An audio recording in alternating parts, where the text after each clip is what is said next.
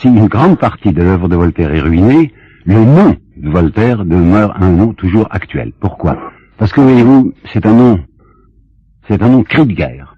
C'est un nom qui représente quelque chose d'hostile. Hostile à quoi? Cléricalisme? Non, pas au cléricalisme, au christianisme. J'entends bien que Voltaire est quelqu'un qui est un ennemi personnel de la religion chrétienne. Je voudrais vous apporter tout de suite une citation très éclairante. C'est dans une lettre de lui où il parle des protestants et des catholiques, où il dit qu'il s'agisse des christicoles, c'est le mot qu'il emploie, ceux qui aiment le Christ, hein. Christicoles catholiques et christicoles protestants sont tous pétris de la même fange, et ce n'est pas le mot fange qu'il a employé. Alors vous voyez la brutalité de cet homme, et on pourrait penser, vous savez bien ce que je pense moi-même, que je suis un ennemi de Voltaire. Je ne suis pas un ennemi de Voltaire, pourquoi donc? Ben voyez-vous, premièrement, j'ai appris, on m'a dit ça, canoniquement, théologiquement, qu'un homme doit toujours suivre sa conscience, même invinciblement erronée. Eh bien, comme Voltaire est un homme qui a la conviction, mais profonde, très sérieuse, que le christianisme est mauvais, que d'une part le christianisme se repose sur des légendes absolument absurdes, et d'autre part c'est un assombrissement de la vie humaine, cet homme, le croyant profondément, a bien fait, il a suivi sa conscience en luttant contre l'estimé être un mal pour l'humanité. Deuxièmement, on nous cite des paroles de lui extrêmement violentes, c'est vrai, contre le Christ, où il dit, bon, c'était un gueux, un personnage qui sortait de la plus basse classe, une espèce d'énergumène, probablement du reste le produit d'un adultère. Bon, eh bien, quand il dit cela, ça n'est pas un démoniaque qui considérerait le Christ comme un Dieu et qui pour ça le hait. Non, jamais il n'a eu l'idée que le Christ pouvait avoir quelque divinité que ce soit. Il prend donc une position qu'il a le droit de prendre. J'ajoute une troisième remarque. Je ne me rappelle plus dans quelle lettre il parlait d'un nommé Fromont qui était de l'Académie française. Vous savez, il y a beaucoup d'alchémiciens qui aujourd'hui sont oubliés. Eh bien, il disait, c'est le plus indifférent des sages. Bon, c'était un sage, c'est un homme dont Voltaire approuvait la pensée, mais indifférent. C'est-à-dire qu'il manquait de feu, qu'il manquait d'élan. C'est pas une chose qu'on peut reprocher à Voltaire de manquer d'élan. Au contraire, c'est un homme qui est en perpétuelle combustion. Eh bien, je dois vous dire, enfin, je dois avouer que j'ai à l'égard de ceux qui sont brûlants et qui ont une combustion, une sorte de fraternité inavouable. J'aime que les gens s'engagent. Je me suis engagé contre la pensée de Voltaire, mais je respecte l'élan qu'il a apporté à ce qu'il croyait vrai. J'ai lu beaucoup de choses sur Voltaire et je vois des opinions les plus contradictoires. Je ne sais pas si le nom de Paul Soudet vous dit encore quelque chose. Dans mon enfance, dans mon adolescence plutôt, c'était le critique littéraire du Temps. Vous savez, il avait le feuilleton du Temps que le monde a aujourd'hui remplacé. Et Paul Soudet était un véritable voltairien, très enthousiaste de Voltaire, et il a écrit ceci que je crois avoir retenu par cœur, en parodiant Pascal du reste: joie, joie, rire de joie. Avec Voltaire, on respire, on vit. Il nous a tirés du cachot et ramenés à la lumière. Quand je lis ça, j'aimais ce qu'on pourrait appeler une toux dubitative, hein, je dis hum. Quand je lis d'autre part que M. Charles Maurras se vantait de relire Candide tous les ans, je dis simplement que ça ne m'étonne pas. Quand je vois en revanche un homme comme Joseph de Maistre, vous savez, le clérical, ultra-clérical Joseph de Maistre, écrire « Voltaire est le dernier des hommes après ceux qu'il admire », ben je trouve que c'est vite dit. Et quand je lis dans le journal intime de Claudel, qui a été publié il y a quelques années, ceci, pardonnez-moi, je cite Claudel, « L'imbécile et dégoûtant Voltaire, pareil à un grand singe pisseur », ben je dis que je suis consterné. Quand d'autre part je vois un homme comme Ferdinand Brunetière, dont j'ai déjà parlé, Brunetière est un homme qu'on me faisait révérer quand j'étais étudiant comme un prince de la critique, Ferdinand Brunetière oppose Voltaire et Rousseau en disant, au fond, je préfère de beaucoup Voltaire parce que Rousseau a mis en cause l'ordre social, tandis que Voltaire a respecté la propriété. Alors immédiatement, ça me fait sourire, j'ai compris, pour un homme comme M. Brunetière, qui était un catholique d'ordre, qui aimait l'église romaine dans la mesure où, paraît-il, c'était l'église de l'ordre, on peut se permettre quelques irrévérences à l'égard du christianisme, mais pas d'irrévérence à l'égard de l'argent. Hein. Par conséquent, je vois très bien que cette sympathie de M. Brunetière est une sympathie hostile, je veux dire hostile à Jean-Jacques Rousseau. Alors je comprends, vous savez, mais je comprends à fond. Le cher Flaubert, c'est un homme que j'aime beaucoup, qui dans une lettre à sa maîtresse, je crois Louise Collet, lui écrit un jour: « Que l'on dise du bien ou du mal de Voltaire, j'en suis mêmement irrité. » Je comprends très bien qu'on s'exaspère devant des exaltations de Voltaire et qu'on s'exaspère aussi devant des piétinements de Voltaire qui paraissent ridicules. Alors, qu'est-ce que j'essaye de vous dire dans ce long préambule? Eh bien, ceci. Voltaire présentait pour moi une sorte d'énigme. Je voulais en avoir le cœur net. Alors, pour avoir le cœur net, il n'y a pas d'autre moyen, vous savez, que c'est l'information. Alors, je me suis informé auprès des sources les plus sérieuses. Il y a en histoire littéraire des gens qui sont considérés souvent comme des prolétaires, ce sont les érudits, hein. Il y a des gens très brillants, je pense encore, je sais pas moi, à Charles Dubos, je pense à Thibaudet, qui avait un grand don littéraire et qui exposait très brillamment des idées. Mais ce qu'il leur manquait à l'un comme à l'autre, que j'ai connu aussi bien Thibaudet que Dubos, c'est l'information. Très souvent, ils affirment des choses qui sont contraires à la vérité, parce qu'ils ne se sont pas informés, et le b.a.-ba, c'est la base de la critique littéraire. Eh bien, je vais vous dire ce qu'il faut lire. Il faut lire un livre, je suis pas même sûr que vous, mes auditeurs, vous connaîtrez le nom que je vais prononcer. Desnoirter, D-E-S, Desnoirter, qui est un homme du 19e siècle, qui a écrit 6 volumes, vous entendez, 6 volumes sur Voltaire, qui aujourd'hui encore, 20e siècle, constitue une Bible. On ne peut pas connaître Voltaire si on n'a pas lu les 6 volumes de Desnoirter. Bon, ça c'est du siècle dernier. Et aujourd'hui, il y a 2 spécialistes de Voltaire. Il y a monsieur René Pommeau, qui par bonheur est toujours vivant, qui je crois est un professeur à la Sorbonne, ou professeur honoraire à la Sorbonne, qui a fait un livre fondamental de quelques 700 pages sur la religion de Voltaire, dont j'aurai l'occasion de vous parler. Et puis surtout quelqu'un qui, hélas, a disparu l'année dernière, qui s'appelait Theodor Westermann. C'était un juif anglais, très grosse fortune, et il avait consacré cette très grosse fortune à la création d'un musée et institut Voltaire qu'il avait payé de ses deniers à Genève. C'est lui qui a créé ce musée et institut Voltaire. En plus, c'est lui qui a fait l'édition de la correspondance de Voltaire, ce qui est très triste parce que les notes sont en anglais, tout de même pour un auteur français, hein, c'est ennuyeux. Il n'y a pas eu moyen, on n'a pas trouvé d'argent en France pour financer cette étude extrêmement remarquable. Enfin, on ne peut pas connaître un peu Voltaire, comme je prétends maintenant un peu le connaître, sans les doubles travaux de Desnoirter d'une part et de Westermann d'autre part. Alors allons-y. Mon exposé va être en 3 parties, hein, et ces 3 parties, si je n'étais pas convenable, mais je suis convenable, je les intitulerai comme suit. Première partie, Voltaire est un salaud. Deuxième partie, Voltaire n'est pas un salaud. Et troisième partie, qui est Voltaire? Et si je puis me permettre l'emploi de ce mot salaud, je vous dirais que ce n'est pas moi qui m'y risque. Je connais 2 écrivains honorables qui ont employé ce mot-là par écrit. C'est d'une part Sartre, vous le savez, dans La Nausée, mais on oublie qu'en 1913, Péguy, dans L'Argent, avait déjà employé le mot de salaud à propos du général Trochu. Alors allons-y, première partie, ouais, Voltaire est un salaud, entre guillemets. Oui, sur plusieurs points. Premier point, Voltaire est l'argent. Bon, Voltaire est un homme qui ne part pas de rien, comme Victor Hugo, par exemple, qui est parti très pauvre et qui a fini avec une grosse fortune. Mais si je nomme Victor Hugo, c'est que précisément cette énorme fortune, vraiment énorme, de Victor Hugo, c'est une fortune qui ne doit rien aux facilités d'un certain ordre économique et bancaire qui permet de faire de l'argent avec le travail ou avec l'argent des autres. L'argent que Victor Hugo avait gagné, il l'a gagné, si je puis dire, tout seul, à la force du poignet. Tandis que si Voltaire laisse une fortune colossale, qui serait, paraît-il, m'a-t-on dit, estimée à environ 2 milliards de francs belges actuels, c'est une fortune qu'il a gagnée par des moyens contestables.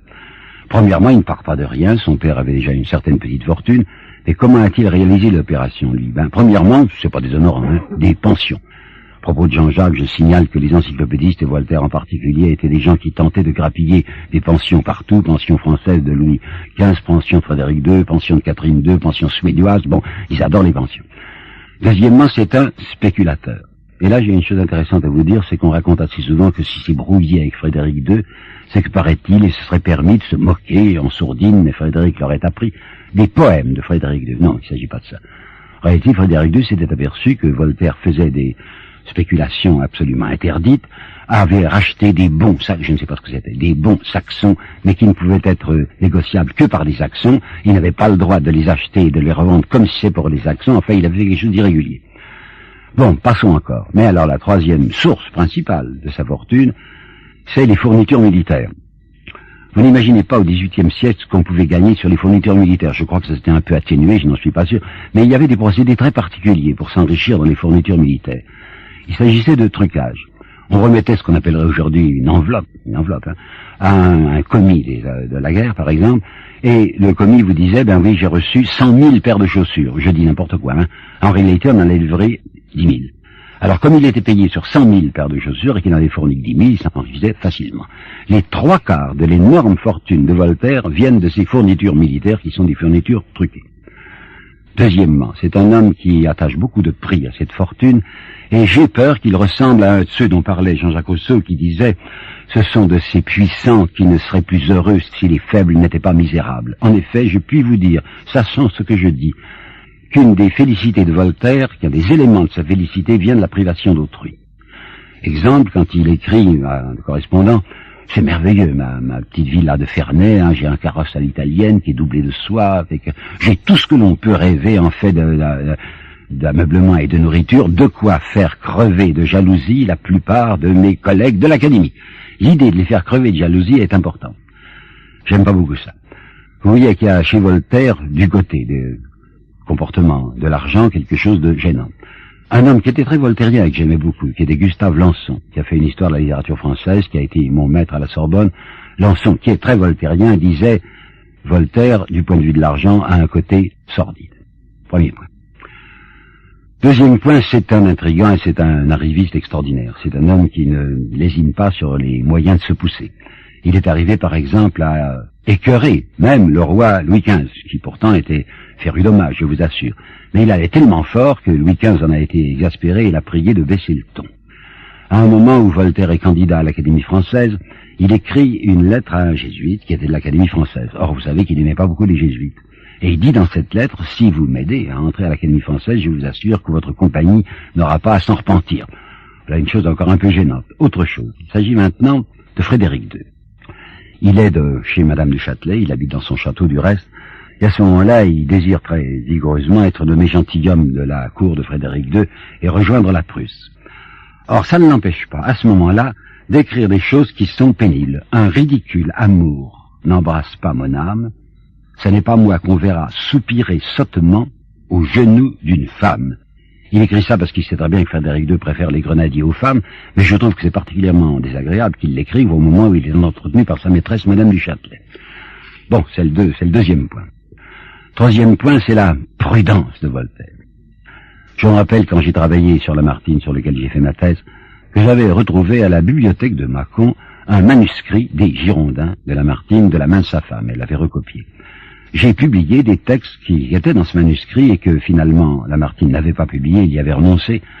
Il y avait là 5 ou 6 pages incroyables d'enthousiasme sur Voltaire, en disant que c'est un homme qui prenait tous les risques, il s'avançait nu et désarmé en face de la puissance terrible de l'Église. Je salue ce héros. Ben, n'en croyez rien. C'était un homme d'une extraordinaire prudence. Quand il commence à publier, c'est la Régence. Vous savez qu'à la suite du Louis XIV et du vieux Louis XIV, sous l'influence de Madame de Maintenon, il y avait une certaine rigueur de mœurs, au moins d'attitude, tandis qu'avec le Régent, on peut tout dire. Alors vous voyez un Voltaire qui se déchaîne, qui ne prend pas de risque parce qu'il sait qu'il est appuyé par la cour, mais lorsqu'à la Régence succède Louis XV, et le premier Louis XV, bien que ses mœurs fussent contestables, était un homme qui voulait au moins une apparence d'ordre, Voltaire baisse le ton. Pourquoi? Parce qu'à ce moment-là, il est candidat à plusieurs choses. En avril 45, il veut être historiographe du roi.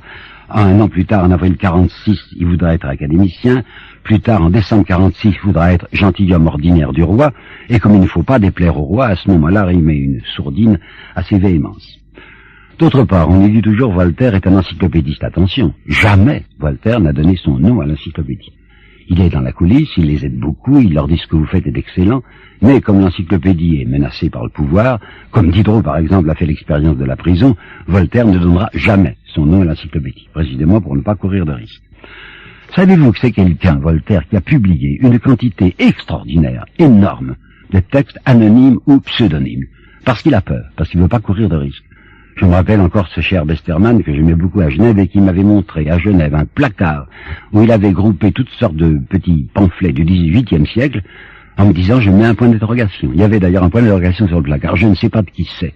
Quelquefois le style me fait penser à Voltaire et d'autres fois non. On ne peut pas savoir. Tellement il est prudent. Parce qu'il sait qu'il y a des choses qui pourraient lui coûter très cher si elles étaient signées de lui. Alors je vais vous donner un détail sur l'extraordinaire prudence qu'il apporte à ses publications. Un de ses meilleurs pamphlets anti-religieux, et je dis bien meilleur, vous savez, c'est excellent, c'est très très bien fait, s'appelle le Sermon des 50. C'est peut-être ce qu'il a écrit de mieux au point de vue de la lacrité antichrétienne. Bon. Ce sermon court Paris et même les cercles de province, et Voltaire a 2 nièces, je vous en parlerai d'une autre tout à l'heure, mais ça, il s'agit de l'autre qui s'appelle Madame de Fontaine, l'autre c'est Marie-Louise Denis. Madame de Fontaine s'adresse à son oncle, c'est une lettre intime. Et il lui dit comme ça en confidence, mon cher oncle, est-ce que c'est vrai, comme ça tout bas, est-ce que c'est vrai que le sermon des 50 est quelque chose de vous que vous n'avez pas voulu signer? Vous entendez bien, il s'adresse à sa nièce, hein. Et bien à sa nièce, il va mentir. Et il va dire, je ne sais ce que c'est, que ce sermon des 50 dont vous me parlez.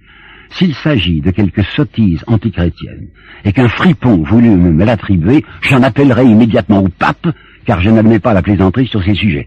Vous voyez à quel point il est capable de mensonge. Dans une lettre à d'Alembert, il a cette formule, frappez et cachez votre main. Il faut que l'infâme c'est l'Église catholique, meure sans savoir qui l'assomme. C'est-à-dire qu'il faut travailler dans l'ombre, d'une manière feutrée.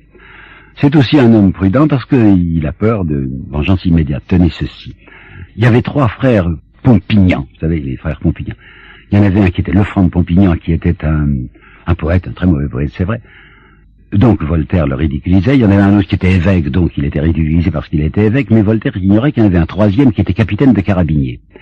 Et ce capitaine de carabiniers a pris très mal le fait que ces 2 frères soient couverts de nasarde par Voltaire, le frère écrivain et le frère évêque, et il fait savoir à Voltaire que s'il continue, il viendra, lui, entre guillemets, lui tirer les oreilles. Et bien, vous savez, Voltaire prend peur, et il appelle au secours Monsieur de Choiseul, le grand patron, et il demande une garde autour de Ferney pour être protégé contre les entreprises de Monsieur de Pompignan. Dans ce domaine de la prudence, il va aller très loin, et d'une manière qui me gêne. Enfin, vous allez en juger. Nous sommes en 1768, et ça va recommencer en 1769.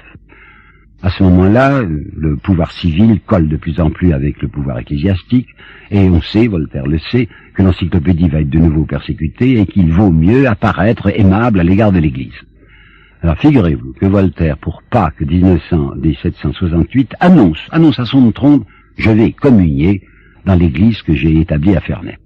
Mais comme ça l'embête en même temps de paraître faire quelque chose de désagréable à l'égard de ses amis de l'encyclopédie, il va leur écrire une lettre que je vais vous citer et qui me serre un peu le cœur, où il dit, il y a des gens qui n'osent pas toucher les araignées, ben moi je les avale. Je trouve ça assez affreux. Et l'évêque Biord, qui était l'évêque d'Annecy, dont dépendait Ferney, va lui écrire une lettre que je ne peux pas ne pas approuver. La mauvaise foi est toujours déshonorante, écrit l'évêque Biord, mais jamais autant que dans un acte qui exclut essentiellement l'artifice et la dissimulation. 4e, au chapitre noir, le chapitre du salaud entre guillemets. C'est un menteur. Un terrible menteur. Monsieur Pommeau, que j'ai nommé tout à l'heure, qui est vraiment voltairien, enfin, qui écrit des choses très chaleureuses pour Voltaire, mais qui est un homme honnête, écrit « Le mensonge lui était naturel. Il ment quand il est en affaires, il ment toutes les fois qu'il a un procès. » Et il y a, paraît-il, une affaire Saurin que je connaissais mal et dont nous parle monsieur Pommeau lui-même, où il dit que Voltaire est allé jusqu'à détruire des documents et déchirer des pages de registre pour paraître avoir raison alors qu'il avait tort. Autre chose, c'est Voltaire à l'égard de Jeanne d'Arc. Alors, j'ai travaillé sur Jeanne d'Arc, j'ai une espèce de vénération pour cette fille que je ne vois pas du reste sous les traits habituels, mais il me paraît difficilement admissible que Voltaire parle de Jeanne d'Arc comme il l'a fait. Vous savez sans doute que premièrement il avait écrit un poème épique, soi-disant épique, qui s'appelle La Pucelle, où ce que je vais vous dire est très risqué, mais pardonnez-moi, il détestait le mot Jeanne d'Arc, il la représente faisant l'amour avec un âne. Et dans le dictionnaire philosophique, il va conclure son texte sur Voltaire en disant, au fond, sur Jeanne d'Arc, au fond, ce n'était qu'une malheureuse idiote. En 1907, je crois, le député français socialiste Jean Jaurès va faire une interpellation au sujet d'une affaire Talamas que vous avez parfaitement oubliée. C'était un professeur de Paris qui avait des persécutions du côté des parents d'élèves parce qu'il aurait, paraît-il, très mal parlé de Jeanne d'Arc. Il ne croyait pas à ses voix, il l'avait dit. Et je crois que surtout, ce monsieur Talamas se portait tort parce qu'il avait dit, si Jeanne d'Arc avait vécu au temps de la Révolution, elle aurait chanté la Marseillaise, mon Dieu, j'espère bien. Alors, Jaurès disait, je défends monsieur Talamas, qui a le droit de dire ce qu'il dit, et que je ne veux pas confondre, c'est Jaurès qui parle, avec l'ignominieux Voltaire quand il a parlé de la pucelle. Je suis pas fini, et ce que j'ai à dire est encore plus pénible. C'est un homme dangereux. Et Jean-Jacques Rousseau en fera l'expérience. Là, je vais me permettre de développer un peu parce que c'est un sujet peu connu et très dramatique. Quand Jean-Jacques, chassé de France, essaye de trouver refuge à Genève, qui est sa ville natale et qui vient d'honorer en lui dédiant son 2e discours, Voltaire agit immédiatement auprès des gens de Genève, ce qu'on appelait le Petit Conseil, c'était 25, c'était presque tous des banquiers, et leur dit, écoutez, vous n'allez pas recevoir Rousseau, il a beau être Genevois, vos affaires financières sont surtout avec la France, vous allez y perdre beaucoup, et M. de Choiseul n'aimera pas ça. Alors le pauvre Jean-Jacques, qui croit pouvoir se réfugier à Genève, se voit interdire sa ville parce que M. de Voltaire, dans l'ombre, il habite là depuis 1855, l'en a empêché. Mais c'est rien au prix de ce que je vais vous raconter maintenant, et qui se passe en décembre 64 et en janvier 65. Pour que vous compreniez bien le comportement de Voltaire, il faut que je vous raconte d'abord une petite anecdote qui semble peu de choses, mais qui est fort importante. Tout à l'heure, je vous parlais à propos de Madame de Fontaine, de cet écrit très anti-religieux qui s'appelait Le Sermon des 50. Une dame, une Madame de Beaufort, qui était probablement mal renseignée, et qui n'avait pas l'adresse de Jean-Jacques Rousseau, mais qui savait que Voltaire vivait à Genève, cette Madame de Beaufort écrit à Monsieur de Voltaire en lui disant « Je pense que vous avez des rapports de collégialité avec votre collègue Jean-Jacques Rousseau, je me permets de vous envoyer cette lettre que vous voudrez bien transmettre à Jean-Jacques Rousseau. » Voltaire ne transmet pas du tout la lettre, mais envoie en réponse à Madame de Beaufort un exemplaire du Sermon des 50, comme si c'était là la réponse que Jean-Jacques faisait à Madame de Beaufort. Jean-Jacques va apprendre par Madame de Beaufort elle-même qui a trouvé son adresse, qu'elle le remercie avec un peu étonnement d'être l'auteur du Sermon des 50 dont elle dit que ça l'a surpris. Jean-Jacques a trouvé un peu désagréable ce cadeau empoisonné que lui faisait Voltaire, et à ce moment-là, Jean-Jacques était en train, à Motier où il s'était réfugié, d'écrire un long texte important qui s'appelle « Lettres écrites de la montagne ». Qu'est-ce que c'était, ces lettres écrites de la montagne? Bien, Jean-Jacques se vengeait, oui, si vous voulez, se vengeait un peu de ce qu'on lui avait fait à Genève, et faisait une espèce d'histoire, enfin, comme ça, oui, une histoire, de l'évolution de la République genevoise, en disant au début, c'était une République qu'on pouvait peut-être appeler démocratique, mais qui de moins en moins est devenue démocratique, c'est une oligarchie bancaire, une oligarchie financière, si bien que les Genevois maintenant sont la proie d'un certain nombre de banquiers qui tiennent tout. Le Conseil de Genève n'est qu'un conseil d'administration. Alors, comme il était en train d'écrire ça, qui allait évidemment beaucoup déplaire aux dirigeants de Genève, il va ajouter un petit paragraphe pour restituer à Voltaire le fameux cadeau empoisonné que je vous ai dit. Voltaire lit ça. Il en est fou furieux, parce qu'on l'a dénudé, parce qu'on a dit c'est lui, l'auteur du Sermon des 50. Et comme il sait d'autre part que les gens du petit conseil de Genève sont très effrayés de la propagande de Jean-Jacques Rousseau, ils ont toujours peur de soulèvements plébéiens, ils disent que les rues basses, vous savez, Genève à ce moment-là c'est une petite ville, hein, et puis il y avait comme aujourd'hui ce qu'on appelle le quartier haut, le quartier haut de Sylvastion, qui était le quartier noble, puis en bas il y avait les rues basses. Alors les gens du petit conseil, qui siégeront naturellement, ont toujours peur d'une agitation dans les rues basses et disent Jean-Jacques est très capable de soulever ces rues basses avec un livre comme celui-là. Alors Voltaire, voulant se venger de Jean-Jacques, d'une part, et d'autre part, depuis longtemps, désirant que Jean-Jacques se taise, étant donné qu'il disait au point de vue religieux, au point de vue politique, des choses que Voltaire détestait. Écoutez-moi bien, Voltaire va essayer de faire tuer, je dis Voltaire va essayer de faire tuer Jean-Jacques par le conseil administratif de Genève. Ça n'aurait pas été la première fois au XVIIIe siècle, il y avait le maître, il y avait Henri Facio, qui était des révolutionnaires ou prétendus tels, qui avaient été fusillés par ordre du petit conseil, et Voltaire te dit c'est le moment. Alors qu'est-ce qu'il fait? Ben il écrit un certain nombre de lettres, moi j'en ai vu deux, mais il y en avait probablement d'autres. Une lettre à un imprimeur, qui s'appelle Cramer, et une lettre à un membre du petit conseil qui s'appelle Troche-Trochin. Et il fait semblant de ne pas parler en son nom. Hein. Il dit, moi je suis pas de la paroisse, hein, comme ça il dit. Mais je n'ai pas de conseil à vous donner, néanmoins on dit. Alors qu'est-ce qu'on dit? On dit, écrit Voltaire, que le conseil aura trop de prudence et trop de sagesse pour se borner à faire brûler un livre à qui la brûlure ne fait aucun mal, mais qu'il agira avec la dernière sévérité des lois contre un blasphémateur séditieux. Et comme s'il n'était pas encore content de ce qu'il a fait là, il va écrire un texte qui s'appelle « Le sentiment des citoyens ». Avec cette prudence extrême qui est la sienne, il va pas le signer. Avec l'habileté littéraire qui est la sienne, il va prendre le style ecclésiastique, comme si le sentiment des citoyens était rédigé par un pasteur, et Jean-Jacques mourra sans savoir que c'est Voltaire qui a écrit le sentiment des citoyens, et en se persuadant que c'est le pasteur Verne ou le pasteur Vernet qui a écrit ça alors que c'était Voltaire.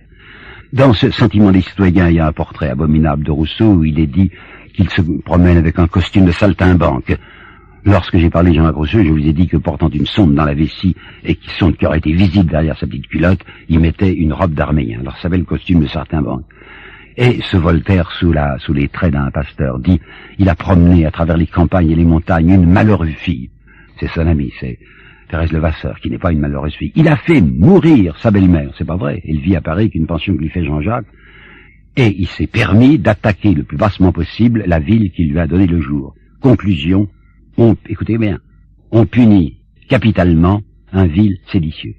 Vous avez entendu? Capitalement. Ça veut dire par la peine capitale. Voltaire se dit, les Genevois ont tellement peur de Jean-Jacques que je vais pouvoir me débarrasser de lui par leur entremise. On va le faire arrêter, si possible, l'extradition était concevable entre Neuchâtel et Genève, et comme ça je serai débarrassé du personnage. Alors vous voyez qu'il y a un aspect de Voltaire qui est un aspect redoutable. J'ai pas encore tout à fait fini. Sa doctrine sociale de Voltaire, vous savez, on la connaît peu. Il y a des gens qui disent c'est un précurseur de la Révolution française. Oui, en un certain sens. Je vous dirais sur deux points, il a préparé la Révolution française. Premièrement, pour la constitution civile du clergé. Parce que vous savez peut-être que Voltaire n'est pas toujours un ennemi des prêtres. Nous y reviendrons tout à l'heure. Il est ennemi des prêtres dans les hautes classes, parce que les hautes classes n'ont pas besoin de prêtres, mais il est ami des prêtres dans les basses classes, parce que les prêtres peuvent faire tenir tranquilles les pauvres en leur prêchant à la résignation. Si bien quand l'Assemblée constituante créera la constitution civile du clergé, où les prêtres deviendront, vous le savez bien, des fonctionnaires, où ils sont appointés, ils seront entre les mains de la majorité de la constituante, qui sont tous des bourgeois conservateurs, et Voltaire se dit, s'il avait vécu à ce moment-là, se dit, ça serait très bien. Savez-vous d'autre part, enfin vous le savez bien, que la constituante va diviser les Français en deux groupes. Alors tout le monde est citoyen maintenant, plus personne n'est sujet, en 1791. Seulement on va distinguer, c'est Sieyès qui a inventé ça, entre citoyen passif et citoyen actif. Citoyen actif, c'est celui qui a droit de vote. Je me demande comment on peut appeler quelqu'un un citoyen passif quand ce citoyen n'a aucun droit de vote. Et comment se fait la discrimination? Bien entendu du point de vue de l'argent. Ceux qui ne payent pas d'impôts, qui ne sont pas assez riches pour payer un petit impôt, ça sera des citoyens passifs, ils n'ont qu'à obéir. Ça, c'est très voltairien. Il faut que vous sachiez que la majorité de la constituante était voltairien au double point de vue de religion et politique. Alors sur Voltaire, je m'excuse de répéter ça ici, parce que je le dis dans une autre qui s'appelle Jean-Jacques Rousseau. Il y a un texte écrasant de Voltaire qui explique nettement quelle est sa position politique et sociale. Ce texte que je connaissais grâce à M. Pommeau, j'en ai cherché la référence et je l'ai trouvé dans le chapitre Chine, la Chine, de l'essai sur les mœurs. C'est un texte tellement extraordinaire que je me permets de le prononcer lentement. Un pays bien organisé est celui où le petit nombre fait travailler le grand nombre, est nourri par lui, vous avez entendu, est nourri par lui, et le gouverne. C'est une morale d'entretenu. Il y a une certaine élite, les riches, les nantis, les installés, qui font travailler le grand nombre, enfin les travailleurs, qui se font nourrir par les travailleurs et qui les gouvernent. Il faut que vous sachiez que c'était ça la pensée de l'encyclopédie. On est très amis du despotisme, pourvu qu'il soit éclairé.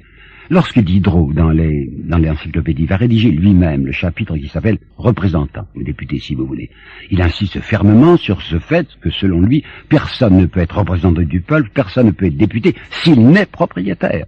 Les pauvres n'ont rien à dire. Il y a uniquement les propriétaires, parce qu'ils ont des intérêts engagés, qui peuvent participer à la gestion nationale. J'ai pas fini, mais presque.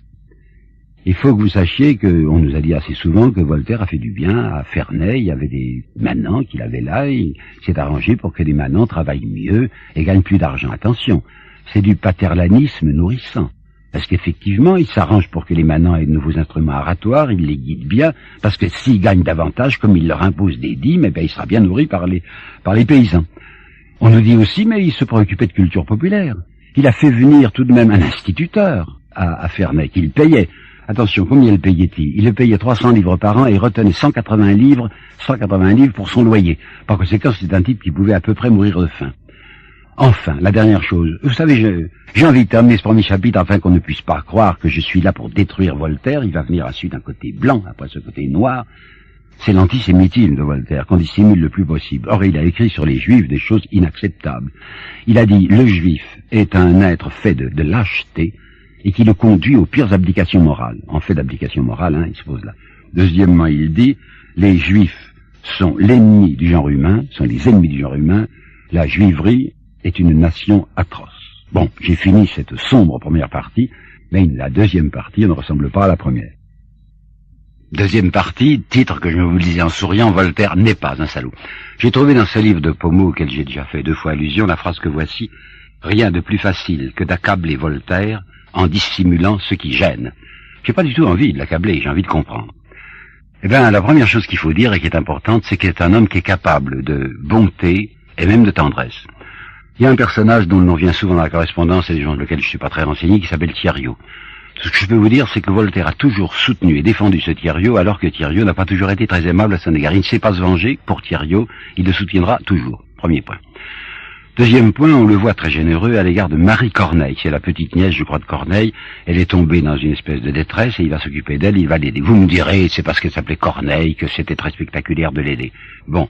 Alors vous apercevez une fille qu'on lui présente, c'est la fille d'un gentilhomme savoyard qui avait été autrefois dans les Anses et qui n'y est plus, et il l'a connue, on lui en a parlé. Il va pour ainsi dire l'adopter, cette fille. Il lui constituera une dot, il la mariera très bien, et il la soutiendra toujours. Mais c'est à l'égard de sa famille qu'il faut voir. Premièrement, il a une sœur dont on parle presque jamais, qui est morte jeune, qui s'appelait Catherine, et il va écrire dans une lettre « Mon cœur a toujours été tourné vers elle ». Quand elle disparaît, il y a 3 enfants de cette sœur, il y a un fils et 2 filles. Il va s'occuper des 3 enfants, attentivement. Figurez-vous que le fils, il va le faire prêtre. Ça arrivera même jusqu'à être chanoine. C'était à ce moment-là un bon métier. Vous savez, ce beau métier de prêtre qui mène à tout, comme dira Stendhal.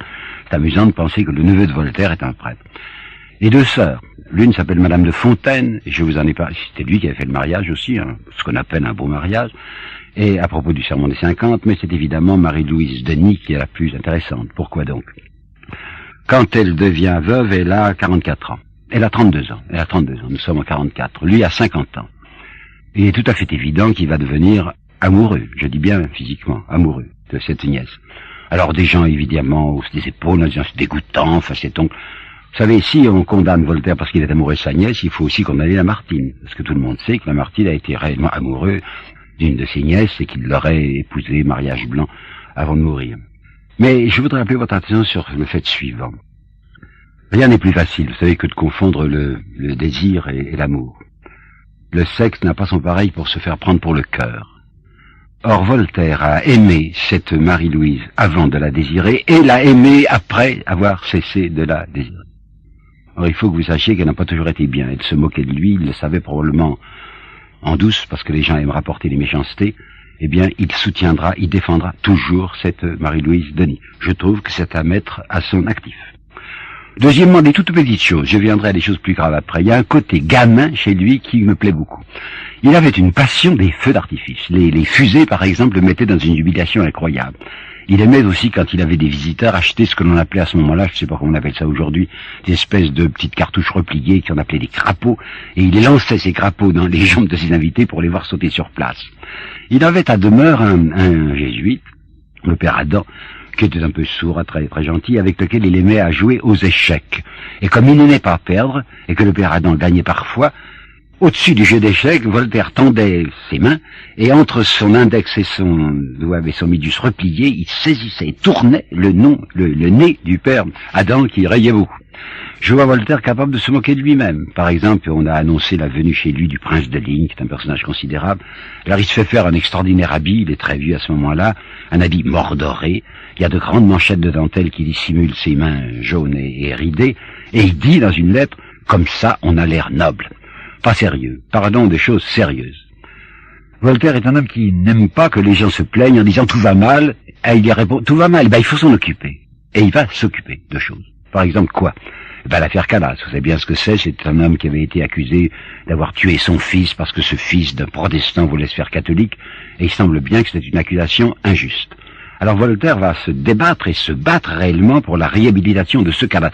Vous me direz qu'il y avait un arrière-plan, hein, et que défendant un homme qui était un protestant, qui était persécuté par les catholiques, il continuait à travailler contre l'infâme, c'est-à-dire l'Église catholique. Alors je veux citer au moins 3 cas où il n'y a pas d'arrière-plan religieux et où Voltaire s'engage pour la justice, pour la vérité. Il y a l'affaire Montbailly, il y a l'affaire des Martins et il y a l'affaire Lally-Tollendal, en particulier Lally-Tollendal. Je vous répète qu'il n'y a là aucun arrière-plan, qu'on ne peut pas soupçonner de défendre quelqu'un pour être offensif à l'égard de l'Église, c'est réellement une question de justice. Et dans l'affaire Lally-Tollendal, quelque chose me touche beaucoup, il s'agit des derniers moments de Voltaire. Voltaire est très vieux, il a passé 80 ans et il a, semble-t-il, un cancer dans la vessie. Aujourd'hui, les cancers dans la vessie, je sais ce que c'est, on peut en mourir sans en souffrir beaucoup. À ce moment-là, il n'y avait pas d'analgésique. Et je vous assure que les 6 derniers mois de la vie de Voltaire, ça a été un enfer. Hein. Il allait mourir. Dans 15 jours, 3 semaines, il va mourir. Hein. Et il est dans ses convulsions et dans ses horribles souffrances. Or, il apprend que ça y est, qu'on a gagné. Que Lally-Tollendal est réhabilité. Eh bien, cet homme qui est dans ce lit de convulsif, enfin son lit de mort, va encore trouver le moyen de dicter à son secrétaire une toute petite lettre, un petit billet au fils Lally-Tollendal pour dire « Je peux mourir tranquille maintenant, nous avons gagné ». Eh bien, ce sont des choses qui comptent. La torture. Vous savez peut-être que Louis XVI va abolir la torture en octobre, je crois, 77. Mais vous savez peut-être pas que Voltaire, depuis des années, luttait pour abolir l'application de la torture dans la justice française. Par conséquent, quand Victor Hugo, en 1878, va participer, malgré les ricanements de la presse conservatrice en France et en particulier de la presse des jésuites, va participer à l'hommage rendu à Voltaire pour le premier centenaire de sa naissance, et quand Victor Hugo va dire ce jour-là à Paris et publiquement Voltaire est un homme qui a travaillé pour le bien public, c'est parfaitement exact. Je voudrais essayer de comprendre d'une manière plus profonde quelle est sa position métaphysique, sa position religieuse. M. Pommeau, que j'ai cité plusieurs fois, est convaincu que Voltaire est réellement un déiste, un homme qui croit en Dieu, Et même M. Pommeau va aller plus loin puisqu'il va dire, je l'appellerai un déiste chaleureux. Je me souviens en avoir parlé moi-même quand j'étais étudiant à M. Gustave Lançon, qui me disait, oui, c'était un homme qui avait une sorte de chaleur. Et on apporte 2 textes pour ça. Je ne suis pas chrétien, mais c'est pour t'aimer mieux, dit-il à Dieu, mais c'est pour t'aimer mieux, parce que les chrétiens ne savent pas bien t'aimer. Et puis deuxièmement ceci, ô toi qu'on méconnaît, ô toi que tout annonce, si je me suis trompé, c'est en cherchant ta loi. Mon cœur peut s'égarer, mais il est plein de toi. Voilà évidemment des textes assez frémissants, où on pourrait dire que Voltaire a là enfin un déisme chaleureux. Eh bien, je n'y crois pas. Et je dois vous dire que j'en ai parlé plusieurs fois à Westermann, qui pense comme moi qu'en réalité Voltaire n'était pas un déiste. Voilà ce qu'il faut que vous sachiez bien. Il y a un Voltaire patent et un Voltaire latent. Il y a un Voltaire visible et apparent et il y a un Voltaire occulte. Pourquoi se masque-t-il? Parce qu'il y a un danger physique. À ce moment-là, vous savez que l'Église considérait le pouvoir civil comme son bras séculier et qu'il y a pas mal de gens qui se sont aperçus du danger qu'il y avait à attaquer l'Église. Alors Voltaire se donne un passeport de déiste, affirme le déisme pour au moins se protéger sur ce point. D'autre part, quelque chose que M. Pommeau, à mon sens, ne souligne pas assez et que je crois capital. Une des raisons qu'a Voltaire de ne pas faire de propagande athée ouverte, c'est une préoccupation sociale. Je crois vous avoir dit tout à l'heure à propos de Voltaire et de la Révolution française que si Voltaire ne désire pas voir des ecclésiastiques dans les milieux riches, les milieux nantis, l'élite comme on dit, c'est parce que ces gens-là peuvent être bien tranquillement athées sans mettre en cause l'ordre social. Tandis que, à l'égard des gueux, comme dit Voltaire, les gueux, et il est nécessaire qu'il y ait des gueux ignorants, dit-il, pour nourrir les gens de bien. Attention, si on fait une propagande inconsidérée, ça risque d'être très dangereux. Et il écrit, un peuple sans religion sera bientôt un peuple de brigands. C'est pourquoi il est très hostile à D'Holbach. Vous savez, D'Holbach, qui a écrit le système de la nature, en somme, c'est un pré-marxiste. Parce qu'on dit toujours que c'est Marx qui a inventé la formule la religion est l'opium du peuple. Mais je vais vous citer une phrase que j'ai transcrite là de D'Holbach, qui est vraiment du pré-Marx. Je cite, c'est D'Holbach. La religion est l'art d'enivrer les hommes pour détourner leur esprit des maux dont les accablent ceux qui les gouvernent. C'est l'idée pré-marxiste. Or, Voltaire aurait très très peur que les gens deviennent athées parce qu'ils n'auront plus de frein. Alors il y a une phrase inouïe dans une de ses lettres où il dit « Il est fort bon de faire accroire, vous avez entendu faire accroire, il est fort bon de faire accroire aux gens qu'ils ont une âme immortelle et qu'il y a un Dieu vengeur qui punira mes paysans s'ils veulent me voler mon blé. » Par conséquent, la politique de Voltaire, c'est de lui qui se moque complètement des curés, c'est de dire ces gens-là sont encore étudiés par un certain nombre d'imbéciles et il faut surtout leur laisser la possibilité de nous fabriquer des générations d'imbéciles obéissants. Qu'est-ce qu'il pense vraiment? Vous savez, selon les interlocuteurs, il a un double jeu. Par exemple, il est à la fin de sa vie interviewé par un Anglais, il s'appelait Boswell, qui voyait toutes les personnalités européennes, enfin du continent quoi, et qui est allé voir Voltaire comme il ira voir Jean-Jacques Rousseau. Boswell lui pose directement la question, avec beaucoup d'imprudence, monsieur de Voltaire, vous croyez à l'âme? Et Voltaire, qui ne sait pas qui est ce monsieur Boswell et qui se méfie en disant il a peut-être des relations dangereuses, se borne à faire un air dubitatif. Vous savez, il n'avait plus de dents à ce moment-là, par conséquent son manteau touchait son nez, et Boswell dit, il a fait une horrible grimace, puis il m'a dit, qui sait? Bon, c'est tout. Il veut pas s'engager dans Boswell. Mais quand il s'agit d'une copine, si je puis dire, comme Madame Dudéfend, alors il y va carrément, et il dit, mais bien entendu que non, que ça n'existe pas là.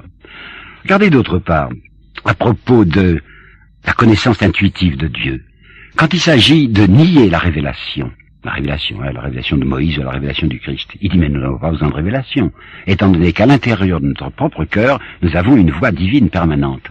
Mais lorsqu'il s'agit de combattre Jean-Jacques Rousseau, qui précisément insistait sur cette présence en nous de Dieu, il dit, mais qu'est-ce que c'est que cette voix intérieure qui parle si haut dans le cœur des illuminés et qu'aucun honnête homme n'entend? Alors vous voyez qu'il est capable de dire le blanc et le noir selon l'interlocuteur. La tolérance. Il a écrit de très beaux textes, vous savez bien, un traité sur la tolérance qui est de 1763, et d'autres on peut citer un certain nombre d'axiomes et même d'aphorismes qui sont très nobles, parfaitement nobles. Donc, il faut savoir comment il l'appliquait à la tolérance. Déjà, je vous ai raconté tout à l'heure comment il se conduisait à l'égard de Jean-Jacques Rousseau, et on peut dire qu'il n'avait guère de tolérance pour Jean-Jacques, mais il y a pire. Il savait très bien ce que faisaient les troupes prussiennes et les troupes russes, les troupes de Catherine II, dans cette Pologne qui était à ce moment-là divisée par les gros voisins.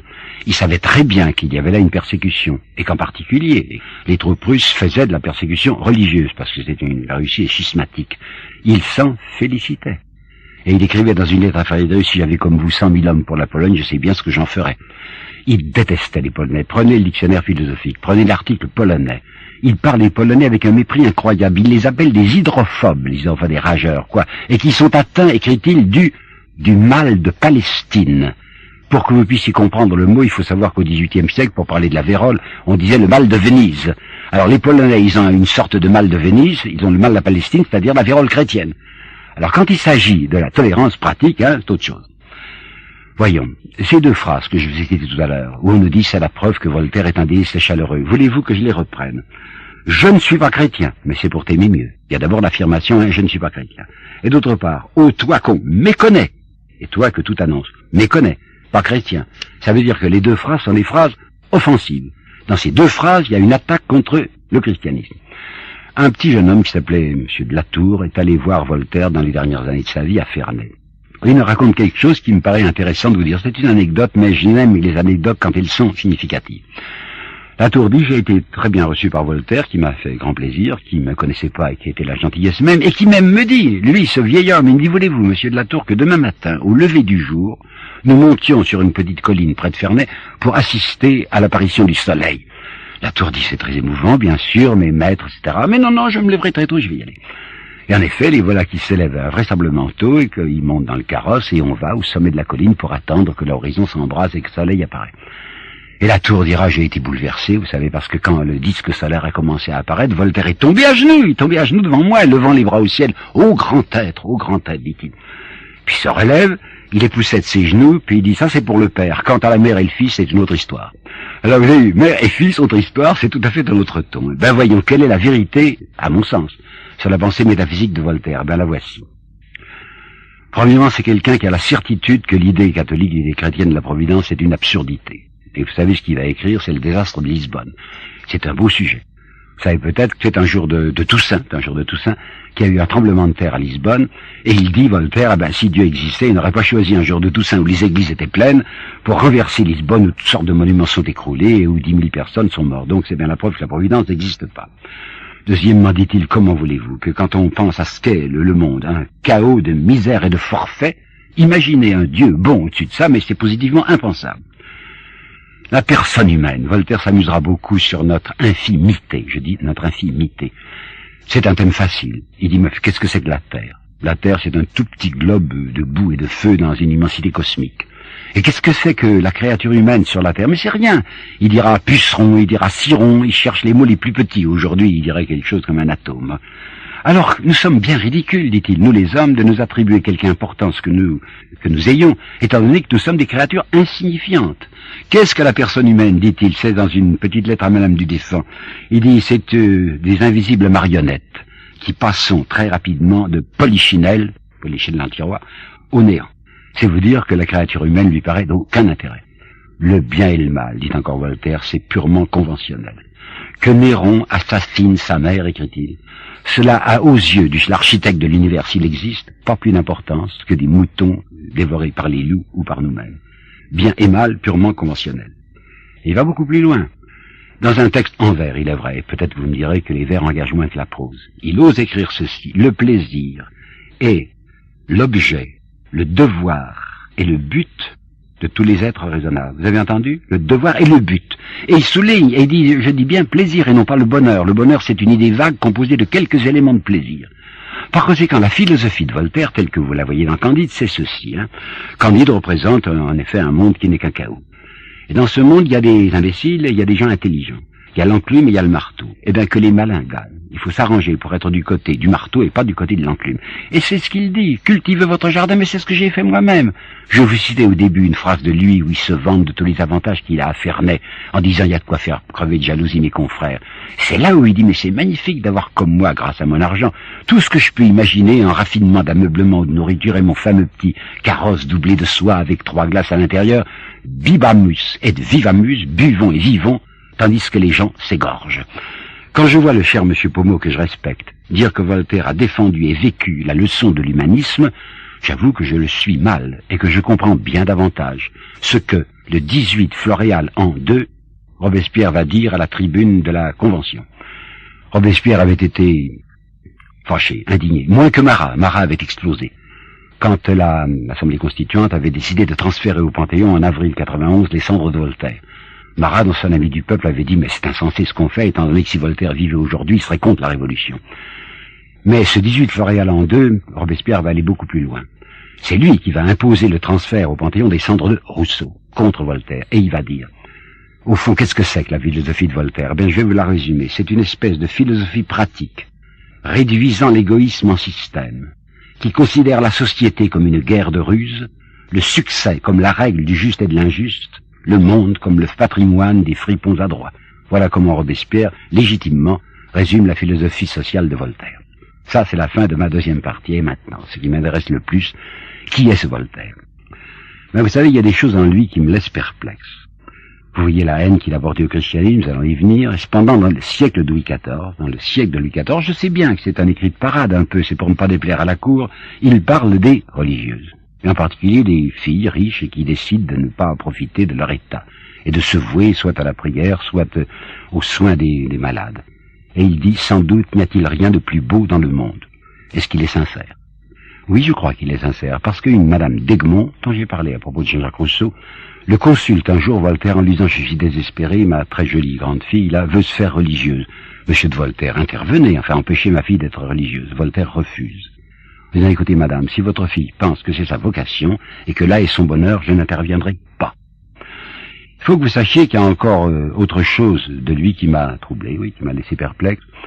Je ne sais plus à quel correspondant, il cite une de ses cousines, et il dit « elle m'écrivit un jour qu'elle aime le Christ plus que sa vie. » Et il met des points de suspension, comme s'il hésitait même à ricaner. Il est perplexe, et il reste perplexe. Il y a des témoignages sur lui aussi qui m'étonnent, mais c'est justement dans la mesure où ils m'étonnent où je dois les garder.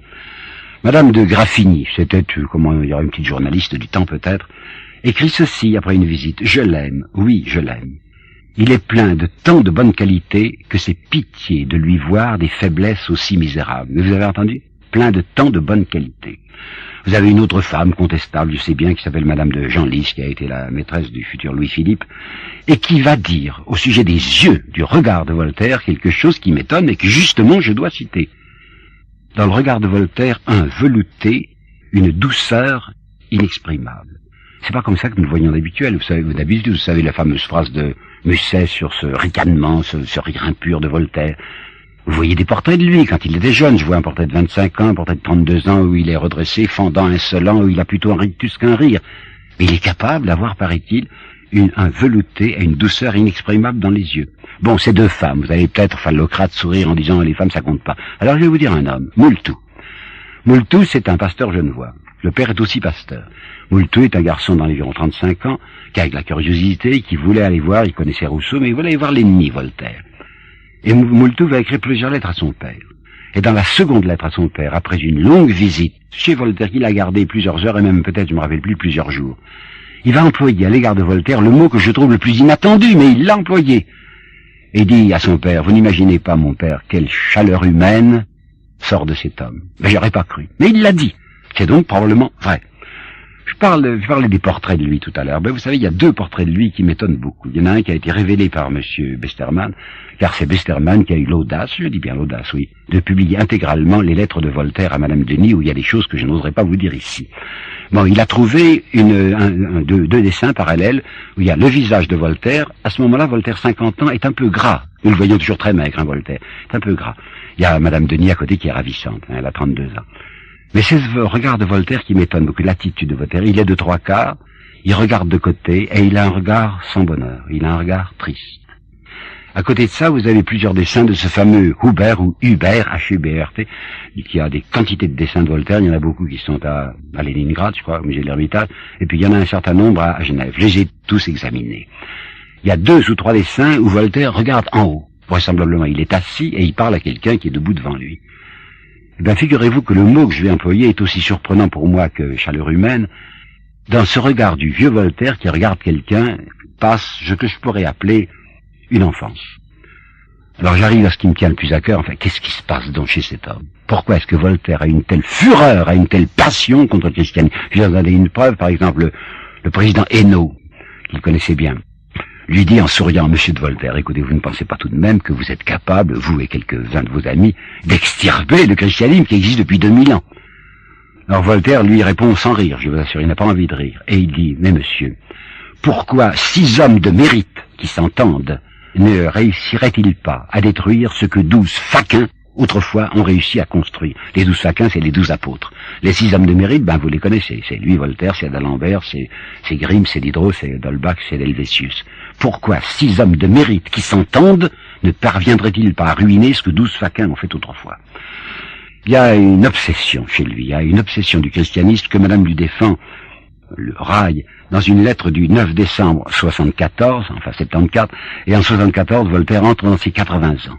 Et Madame du défend qu'il connaît bien, lui dit, vous ne pouvez oublier, perdre le souvenir de ce qui s'est passé il y a 1774 ans, tout vous y ramène. C'est vrai qu'on dirait que Voltaire ne pense qu'à ça. Une haine du Christ et une haine du christianisme. Alors quoi? Il y a des gens qui expliquent ça par ce qu'on appelle un traumatisme d'enfance. On vous explique que Voltaire aurait été élevé par les jansénistes et que les jansénistes lui avaient tellement affreux qu'il a parti en guerre contre. C'est archi faux. Premièrement, c'est savoir que Voltaire n'a pas du tout, il faut le savoir, que Voltaire n'a nullement été élevé chez les jansénistes. Il avait un frère, oui, qui a été élevé chez les jansénistes, mais lui a été mis chez les jésuites. Et vous savez bien, par Pascal et par d'autres, que les jésuites, à la fin du XVIIIe siècle, étaient infiniment tolérants. Du reste, Voltaire va garder amitié avec 2 de ses anciens maîtres. Donc c'est pas vrai, l'explication dans le jansénisme ne tient pas. Mais ce qu'il faut que vous sachiez, parce qu'on n'en parle presque jamais, c'est qu'il y a un premier Voltaire, qui ne s'appelait pas encore Voltaire, qui s'appelait François-Marie Arouet, et qui n'a pas encore perdu ni son nom, ni ses prénoms, un être en qui rien n'annonçait celui qui va le supplanter. Quelle preuve en ai-je? Eh bien, 2 preuves. Premièrement, il a 18-19 ans lorsqu'il veut épouser une petite personne que son père n'approuve pas. Parce que la mère de cette petite personne a mauvaise réputation et parce que cette petite personne n'a pas d'argent. Le père Arouet, le notaire, aurait voulu que son fils fît un beau mariage, il l'avait fait entrer dans la diplomatie et il voudrait qu'il se marie noblement au-dessus de sa condition.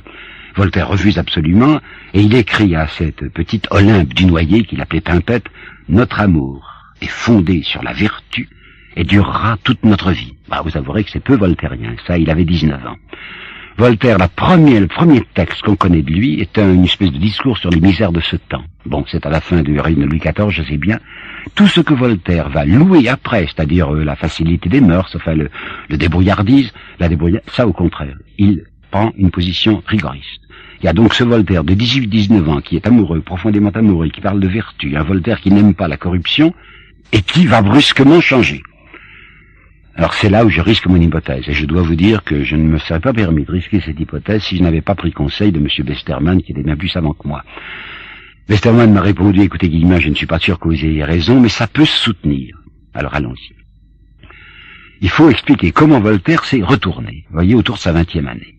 Il faut d'autre part que vous sachiez que s'il est tellement ennemi du christianisme, c'est que le christianisme est représenté autour de lui par un singulier personnage.